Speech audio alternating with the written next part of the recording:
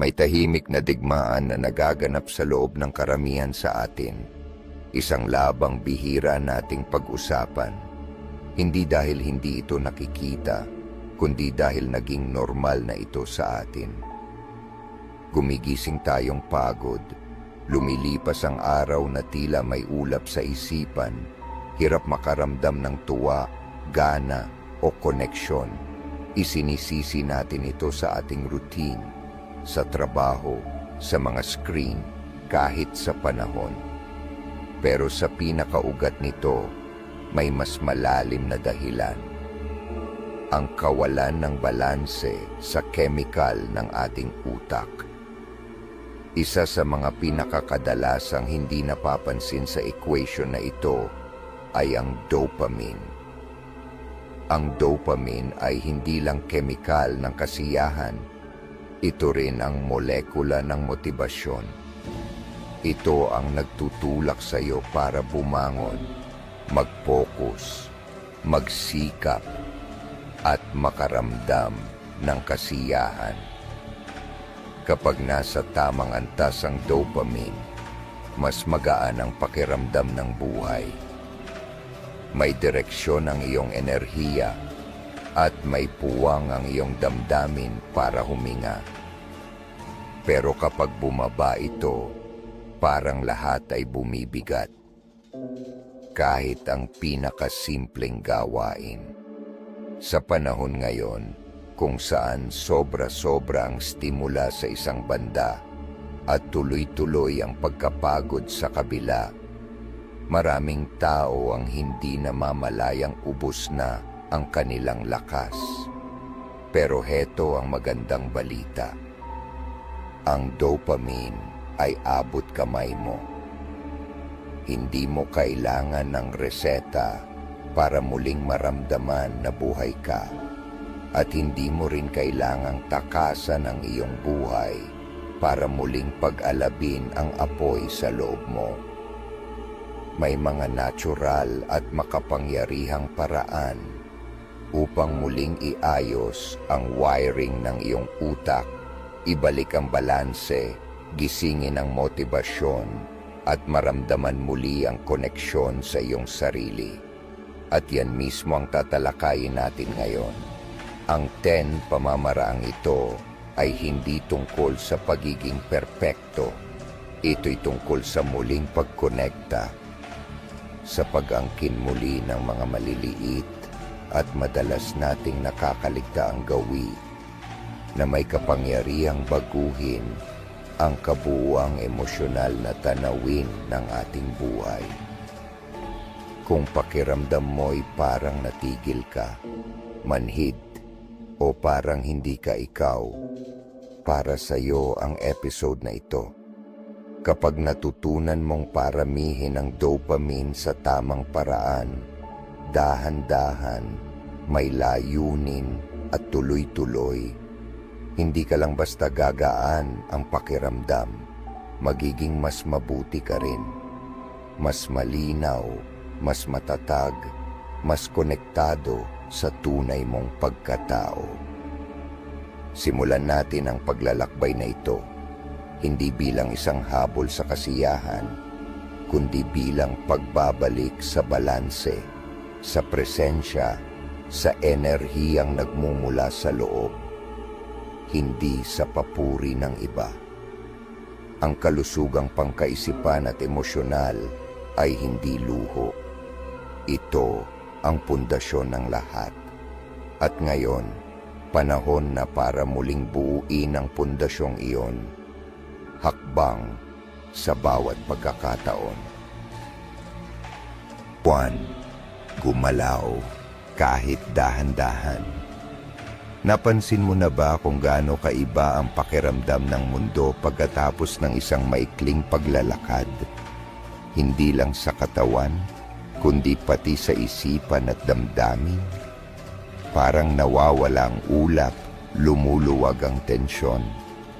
Mas malinaw kang mag-isip, mas buo kang huminga, at mas nararamdaman mong ikaw ka muli.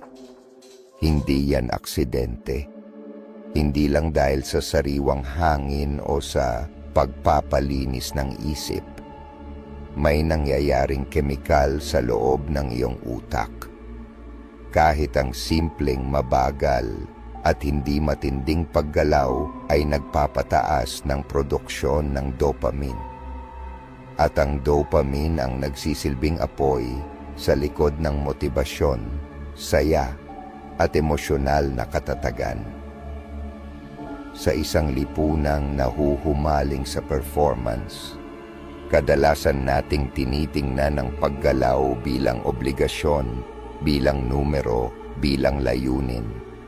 10,000 hakbang, 40 minutong ehersisyo, dami ng calories na nasunog. Pero ang katawan, hindi kailangang may palabas para gumaling. Kailangan lang nitong gumalaw. Hindi hinihintay ng dopamine ang perpektong session sa gym. Tumutugon ito sa ritmo, sa agos, sa banayad na pagbabalik ng hininga, dugo at balanse. Maging totoo tayo. Kapag mababa ang pakiramdam natin, depresyonado, balisa, o tila walang koneksyon, ang unang nawawala ay ang paggalaw. Umuupo tayo, nagso-scroll, natutulog ng sobra, at nalulugmok. Pero ang totoo, sa mismong sandaling iyon, mas kailangan natin ang paggalaw. Hindi para magpakitang gilas, hindi para magpursigi, kundi para mag-reset. Bawat anyo ng pagkakabara, pisikal man o emosyonal, ay senyales na may bahagi sa loob natin na kailangang kumilos, hindi mag-isip pa ng mas marami. At hindi ito basta-bastang modernong wellness talk. Alam na ito ng mga Stoic mahigit 2,000 taon na ang nakalipas. Si Cleanthes, isa sa mga unang Stoic, ay isang manggagawang manual. Gabi-gabi siyang nagbubuhat ng tubig at araw-araw siyang nag-aaral at nagmumuni-muni. Para sa kanya, ang pisikal na trabaho ay hindi hiwalay sa linaw ng isipan. Ito ang pintuan patungo roon. Ginagalaw niya ang kanyang katawan para manatiling matalas ang kanyang isip. Iyon ang kanyang ritmo. Iyon ang kanyang disiplina. Hindi mo kailangan ng sinaunang balabal o modernong fitness app para isabuhay ito. Sabihin nating nabibigatan ka sa trabaho. Ang instinct mo ay umupo ng mas matagal, magpuyat, at isipin pang mabuti ang solusyon. Pero paano kung ang solusyon ay isang 10 minutong lakad sa labas? Paano kung ang mismong paggalaw, ang pahinga, ang ritmo, ang sikat ng araw, ang katahimikan, ay sapat na upang baguhin ang kemikal sa iyong utak at ibalik ang iyong linaw? Kahit sa antas ng neurological, ang paggalaw ay tumutulong hindi lang sa dopamine kundi pati sa serotonin, norepinephrine, at endorphins. Ang buong orkestra ng iyong emosyonal na kalusugan. Hindi nito binubura ang mga problema, pero binabago nito ang kakayahan mong harapin ang mga iyon. At heto ang pinakamaganda, hindi ito kailangang maging perpekto. Hindi mo kailangang tumakbo, hindi mo kailangang mamahaling sapatos, at hindi mo kailangang i-track ang kahit ano. Ang kailangan mo lang ay magsimula. Pwede mong simulan ngayon. Tumayo at iunat ang iyong mga braso, igalaw ng marahan ang leeg mo, maglakad ng nakapaa sa loob ng bahay ng may layunin. Kung kaya mo, lumabas. Hayaan mong makipagtagpo ang iyong mga pandama sa tunay na mundo, hindi sa nasa screen ng iyong telepono. Gawin mo ito hindi dahil sira ka, kundi dahil ang katawan mo ay hindi nilikhang manatiling walang galaw ng matagal. Gawin mo ito dahil ang galaw ay katotohanan. Dahil ang isip na kumikilos ay mas maraming natutuklasan kaysa sa isipan na nag-iisa. At dahil ang paggaling ay hindi dramatikong kilos, ito'y ang mabagal, tuloy-tuloy na pagbabalik sa isang simpleng bagay, ang presensya. Gawin mong bahagi ng iyong araw-araw ang paggalaw, hindi bilang parusa, kundi bilang pahintulot. Pahintulot na muling kumonekta sa sarili. Pahintulot na bitawan ang stress sa halip na itago ito. Pahintulot na maramdaman muli ang iyong katawan, hindi bilang pabigat, kundi bilang kakampi. Kaya itanong mo sa sarili mo ngayon, anong uri ng paggalaw ang maibibigay ko sa sarili ko ngayon? Hindi kung ano ang inaasahan ng mundo, hindi kung ano ang maganda sa social media, ano ang kailangan ng katawan mo. Pagkatiwalaan mo ito, igalang mo ito, at pagkatapos, gumalaw kahit dahan-dahan, dahil sa bawat galaw, dumadaloy ang dopamine at kasabay nito, muling bumabalik ang tunay na pakiramdam ng pagiging buhay. 2. Kumain ng may katalinuhan, hindi dahil sa emosyon. Ano ang unang bagay na hinahanap ng marami sa atin kapag tayo'y malungkot, nababato, o labis na nai-stress?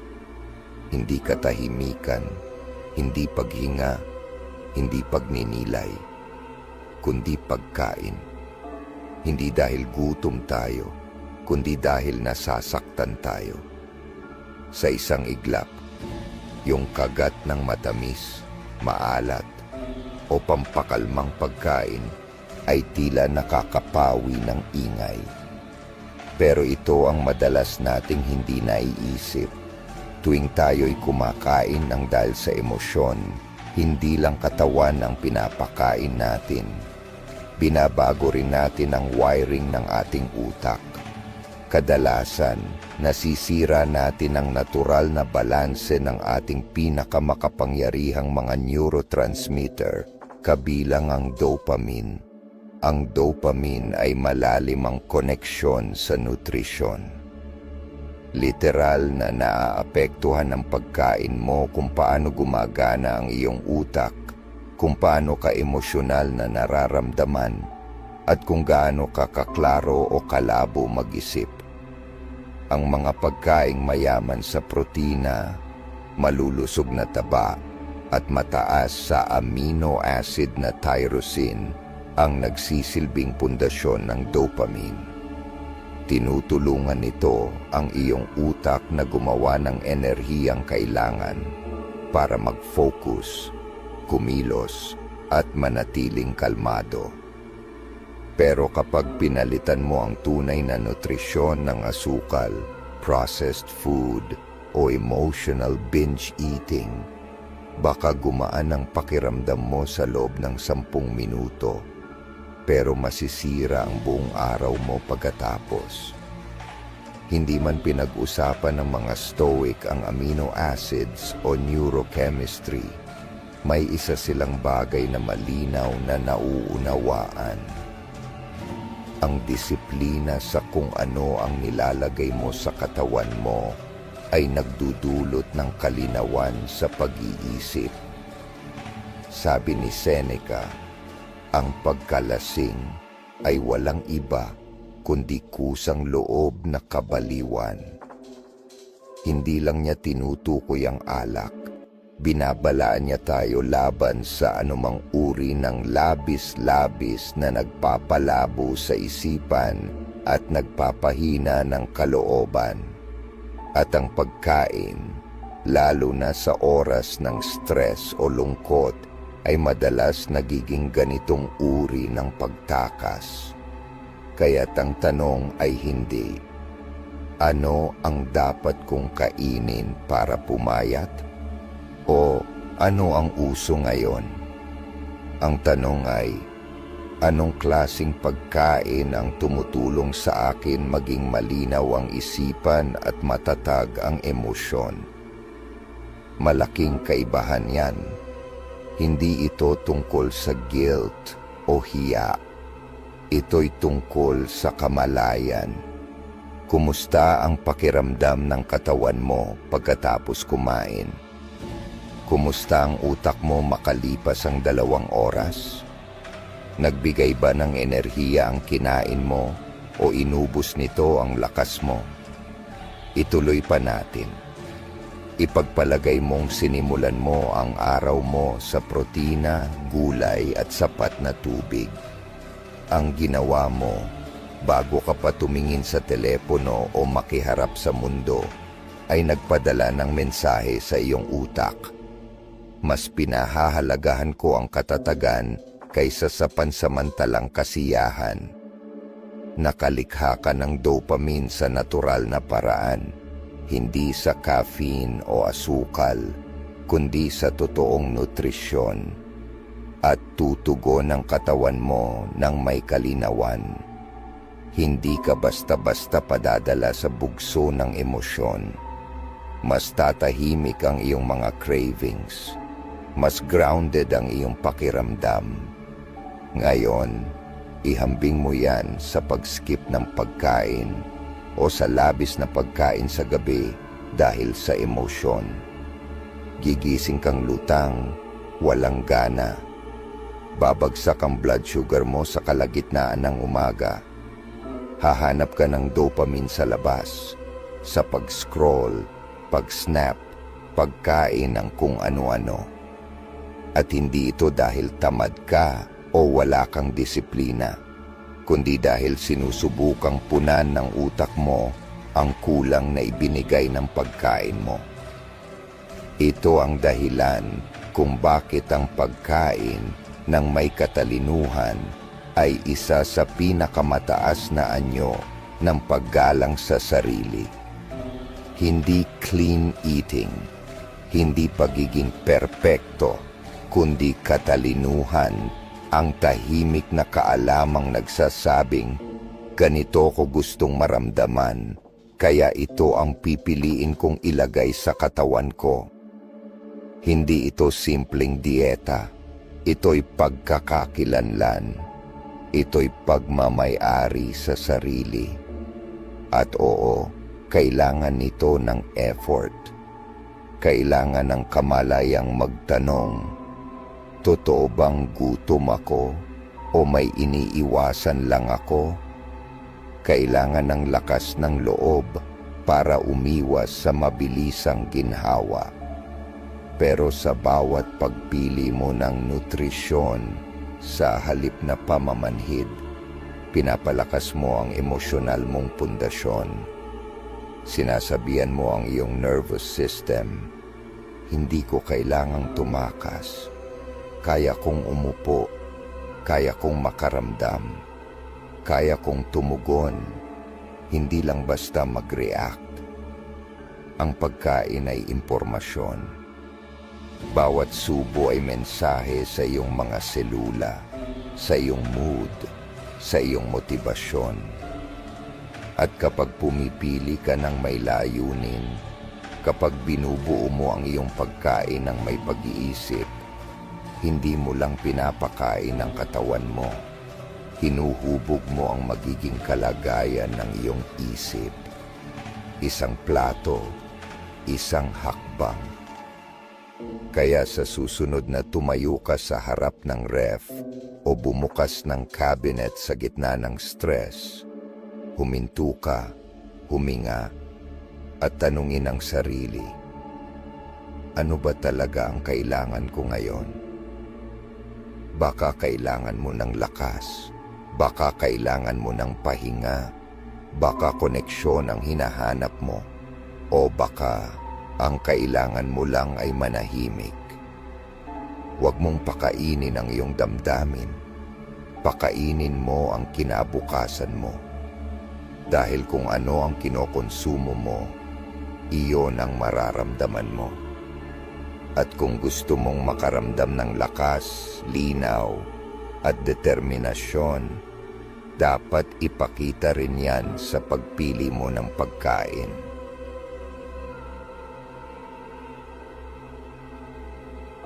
3. Matulog na. Para kang muling binubuhay ang iyong kaluluwa. Kailan ang huli mong tunay na nagpahinga? Hindi lang basta pumikit, kundi binigyan mo talaga ng pahintulot ang katawan at isipan mong mag-reset ng buo.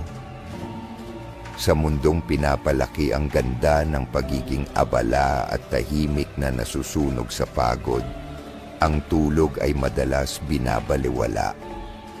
Parang luho, hindi pangangailangan. Parang kaya mo lang ituloy-tuloy, damihan ng kape, at magpatuloy sa pag-push kahit na may kapalit. Pero ito ang totoo. Ang iyong nervous system ay hindi tumitigil sa pagbulong. Ang tulog ay hindi optional. Ito'y isang biological na hindi pwedeng tawaran. At kapag pinapalampas, minamadali, o hindi pinahahalagahan ng tulog, humihinto ang iyong utak sa maayos nitong paggana, lalo na pagdating sa dopamine. Ang produksyon ng dopamine ay labis na nakadepende sa malalim at nakapagpapagaling na tulog. Sa gabi, ang iyong utak ay nagsasagawa ng isang uri ng internal na paglilinis. Inaalis nito ang mga lason, ibinabalik sa balanse ang mga hormones, at nire-restore ang mga neurotransmitter na tumutulong sa iyo upang manatiling emosyonal na kalmado. Kung wala kang dekalidad na tulog, bumababa ang sensitivity ng iyong dopamine receptors. Kaya kailangan mo ng mas maraming stimulation para maramdaman ang parehong motibasyon, hanggang sa tuluyan mo nang hindi maramdaman ng kahit ano. Napansin mo bang kahit maliit na problema ay parang sobrang bigat kapag kulang ka sa tulog? Na parang ang pasensya mo'y manipis, nawawala ang gana, at parang ang lahat ay masyadong emosyonal? Hindi lang ito pagod. Ito ang utak mong gumagana sa kulang na kemikal.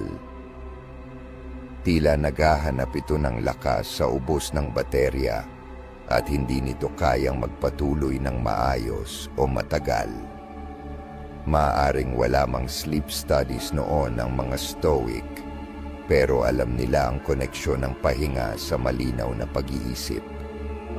Araw-araw pinapaalalahanan ni Marcus Aurelius ang sarili niyang bumangon at gampanan ang tungkulin bilang tao, pero alam rin niya ang kahalagahan ng paghahanda at ang pahinga ay isang anyo ng paghahanda.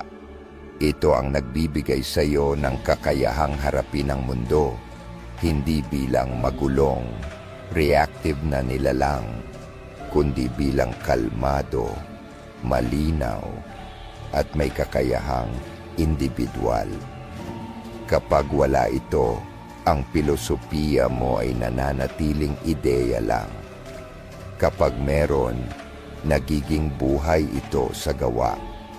At gayon paman, marami sa atin ang ipinagpapalit ang tulog para sa huwad na pagiging produktibo. Ginagabi sa pagtatrabaho, walang tigil sa pag-scroll, o nananahimik sa harap ng screen. Akala natin, mas marami tayong natatapos, pero ang totoo, ninanakawan natin ang sarili natin ng kinabukasan, ng kalinawan, emosyonal na katatagan, at ng kakayahang maging present.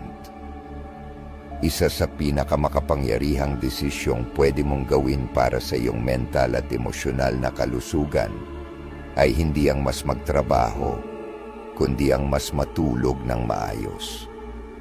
Hindi ito tungkol sa pagiging perpekto.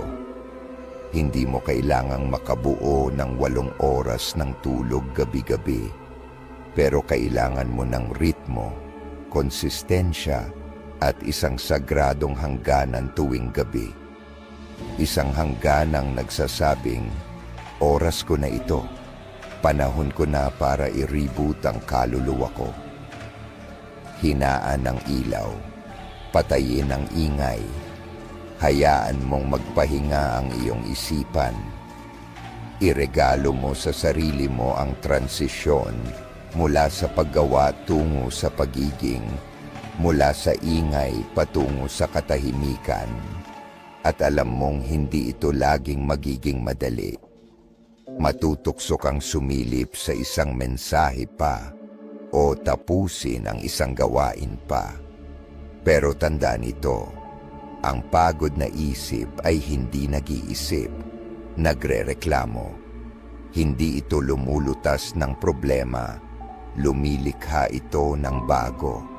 Kung gusto mong gumanda ang mga araw mo, simulan mo sa mga gabi mo. Protektahan mo ang tulog mo na parang nakasalalay dito ang kinabukasan mo dahil ganun nga. Gawing santuwaryo ang iyong kwarto, malamig, madilim, tahimik. Walang stimulasyon, walang husga. Isang espasyong pwede kang magbitiw, mahulog, at maghilom. At kung nahihirapan kang matulog, magsimula ka sa maliit. Parehong oras gabi-gabi, walang screen 1 oras bago matulog, banayad na tunog, malalim na paghinga. Hindi dahil hinahabol mo ang perpektong tulog, kundi dahil ginagalang mo ang pinakamalalim na pangangailangan ng isip. Ang makapagpahinga at makapag-reset.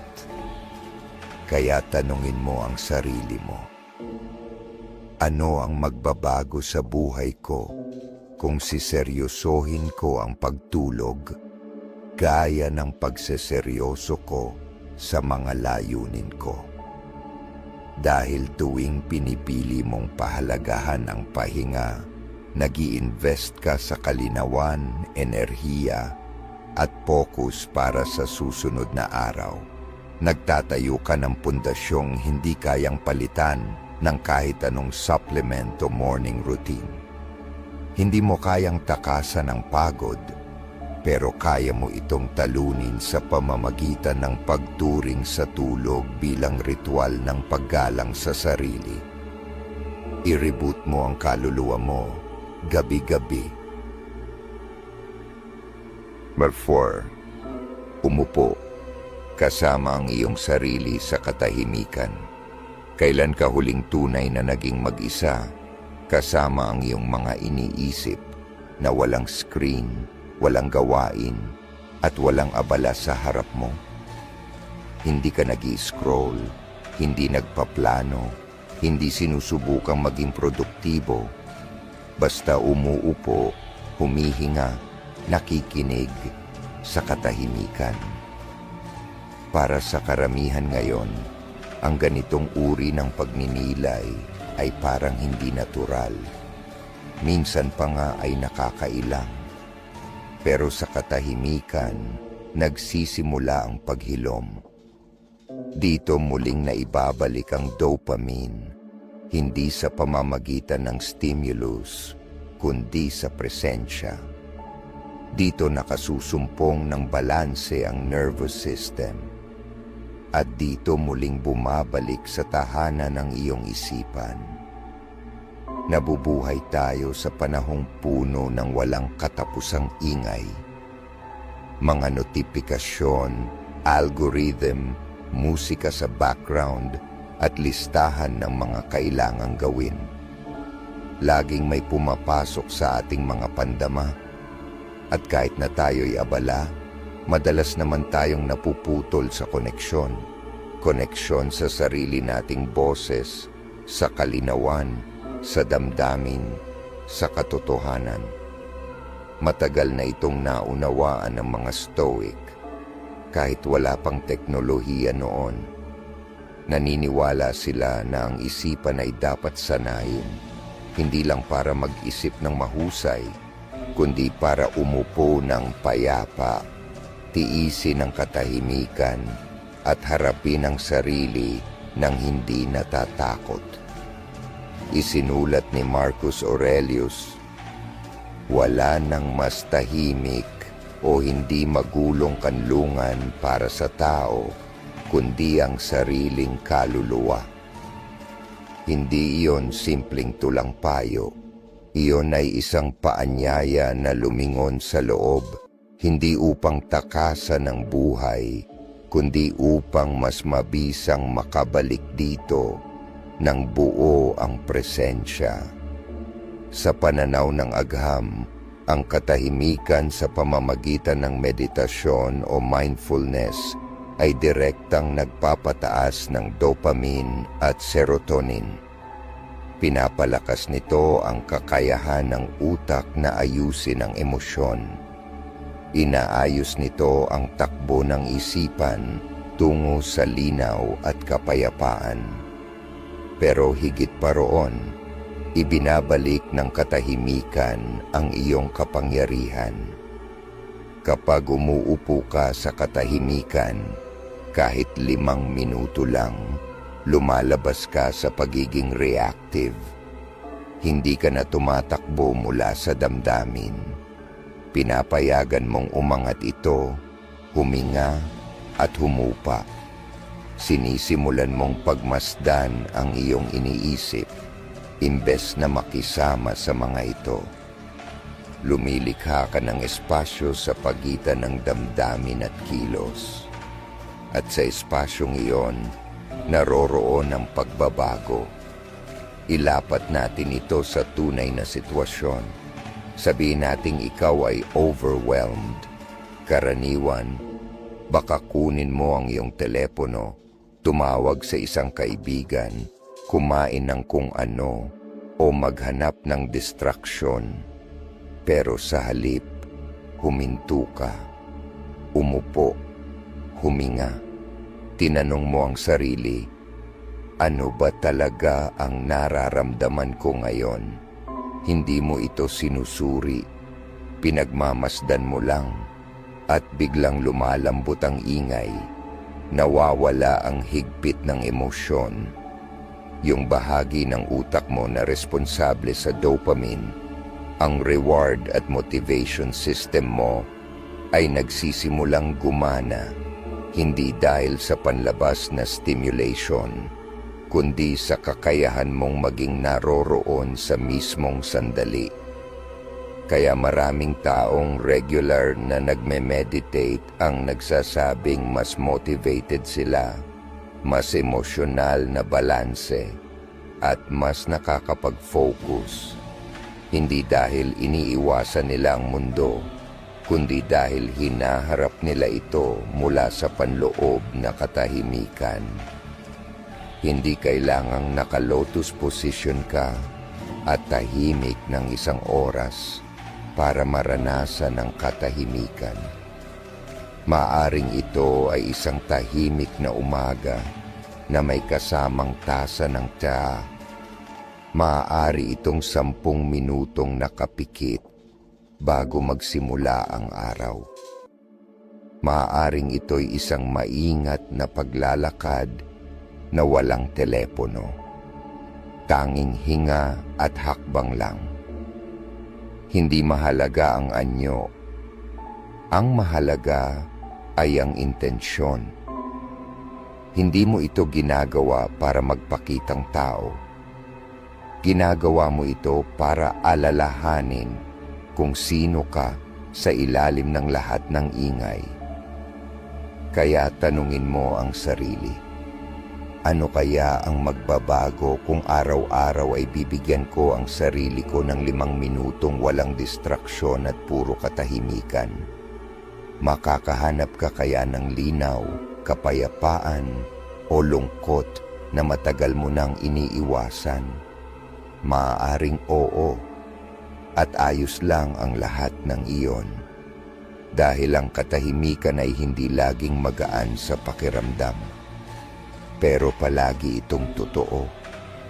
At ang katotohanan ay unang hakbang sa paghilom, paglago, at mental na tibay. Hindi mo kailangang maging monghe. Kailangan mo lang maging bukas. Bukas na huminto, umupo, at pakinggan ang boses sa ilalim ng kaguluhan. Dahil tanging sa katahimikan natin tunay na naririnig ang sarili nating tinig. At kung minsan, ang tinig na iyon, kapag narinig, ay sapat na upang muling matagpuan ang ating daan.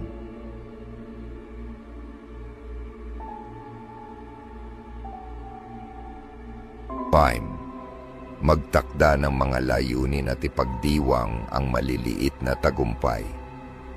Napansin mo na ba kung gaano kasarap sa pakiramdam ang makapag-check ng kahit simpleng gawain sa iyong listahan? Hindi ito tungkol sa laki ng task, kundi sa momentum, sa pakiramdam na umuusad ka kahit paunti-unti. Isang pahiwatig sa iyong utak na hindi ka na nakatigil. Ang pakiramdam na iyon, ang panandaliang tuwa, iyan ang dopamine. Isa ito sa pinakamakapangyarihang likas na motibasyon ng ating utak kung matututo tayong makipagkaisa rito sa halip na salungatin ito. Namumulaklak ang dopamine hindi lang sa malalaking tagumpay, kundi sa progreso, sa bawat galaw, sa bawat ebidensya na hindi ka na stagnant. Ang problema, marami ang masyadong matagal bago maramdaman ang pagmamalaki sa sarili. Naghihintay sila hanggang sa makamit ang lahat. Matapos ang pagbabawas ng timbang, makuha ang trabaho, matapos ang libro, ganap na gumaling. Sa ganitong paraan, ninanakawan nila ang utak ng mga reward signal na sana'y tutulong para manatiling consistent. Hindi inobses ng mga Stoic ang ideya ng tagumpay, pero nauunawaan nila ang halaga ng direksyon. Sabi ni Epictetus, una, sabihin mo sa sarili mo kung sino ang nais mong maging, at pagkatapos ay gawin mo ang kailangang gawin. Iyon ang pinakapayak at tapat na anyo ng goal setting. Hindi pantasya, hindi wishful thinking, kundi malinaw na desisyon na sinusundan ng tuloy-tuloy na aksyon. At doon ipinapanganak ang tunay na motibasyon, hindi mula sa inspirasyon o swerte, kundi sa maliliit at sinadyang hakbang araw-araw. Gawin nating praktikal. Sabihin nating may malaki kang layunin, gaya ng pagpapabuti ng kalusugan, pagsusulat ng libro, pagbabago ng career, o paglinang ng emosyonal na tibay. Kung hihintayin mo lang ang saya sa dulo, mapapagod ka. Mararamdaman ng utak mo na laging may kulang. Pero kung magtatakda ka ng micro goals, uminom ng 1 basong tubig sa umaga, magsulat ng 100 salita, huminga ng malalim sa halip na mag-react, at ipagdiriwang mo ang mga ito, dadaloy ang dopamine. Tinuturuan mo ang utak mong iugnay ang pagsisikap sa gantimpala Hindi ito basta psikolohikal na kaaliwan lang. Ipinapakita ng pananaliksik na kapag kinikilala at ipinagdiriwang natin ang maliliit na tagumpay, pinapatibay natin ang mga koneksyon sa utak na nagpapatuloy sa atin. Literal tayong nire-rewire para mas mahalin ang proseso, hindi lang ang resulta. Isipin mo ang isang batang natutong maglakad. Bawat hakbang ay pinapalakpakan. Bawat pagkadapa, inaalalayan. Bakit natin ito tinigil sa ating sarili bilang matatanda? Bakit natin binabaliwala ang progreso kapag hindi ito perpekto? Hindi mo mabubuo ang kadakilaan sa isang gabi. Binubuo ito sa bawat tapat na desisyong inuulit. At bawat desisyong iyon ay isang ladrilyo sa pundasyon ng kung sino ka nagiging. Gawin mo itong kasanayan. Magtakda ng mga layunin, pero gawing makatotohanan at abot kamay. Pagkatapos, subaybayan ang iyong mga tagumpay, hindi para sa papuri ng iba, kundi para sa sarili mo, para sa iyong isipan. Gumawa ng maliit na journal, isang tala sa iyong telepono o isang tahimik na ngiti sa pagtatapos ng araw na nagsasabing, "Nagpakita ako ngayon, umusad ako." Hindi yon kahinaan. Iyon ay karunungan. Iyon ang dopamine na sinadyang buuin bilang kasangkapan, hindi panlilin lang. At huwag mong maliitin ang epekto nito sa emosyon. Sa bawat pagdiriwang